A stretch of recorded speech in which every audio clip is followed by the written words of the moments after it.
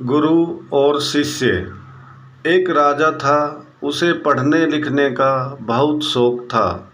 एक बार उसने मंत्री परिषद के माध्यम से अपने लिए एक शिक्षक की व्यवस्था की। शिक्षक राजा को पढ़ाने के लिए आने लगा।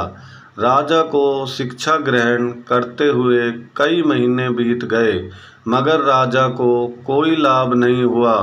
गुरु तो रोज खूब मेहनत करते थे, परंतु राजा को उस शिक्षा का कोई फायदा नहीं हो रहा था। राजा बड़ा परेशान।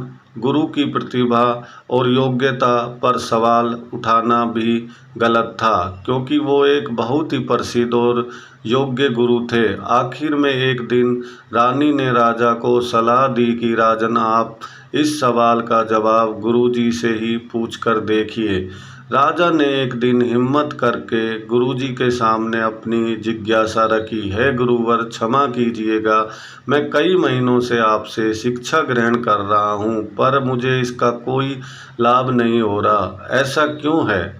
गुरुजी ने बड़े ही शांत स्वर में जवाब दिया, राजन, इसका कारण बहुत ही सीधा सा है, आप सुने।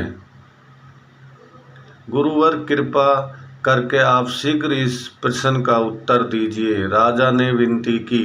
गुरुजी ने कहा, राजन, बात बहुत छोटी है, परंतु आप अपने बड़े होने के अहंकार के कारण इसे समझ नहीं पा रहे हैं और परेशान और दुखी हैं। माना कि आप एक बहुत बड़े राजा हैं, आप हर दृष्टि से मुझ में पद और प्रतिष्ठा में बड़े हैं, परंतु यहाँ पर आपका और मेरा रिश्ता एक गुरु और शिष्य का है। गुरु होने के नाते मेरा स्थान आपसे उच्च होता है, परंतु आप स्वयं ऊंचे सिंहासन पर बैठते हैं, मुझे अपने से नीचे का आसन बैठाते हैं। यही कारण है कि आपको कोई ज्ञान नहीं मिल रहा। आपके राजा होने के कारण मैं आपसे ये बात नहीं कह पा रहा था।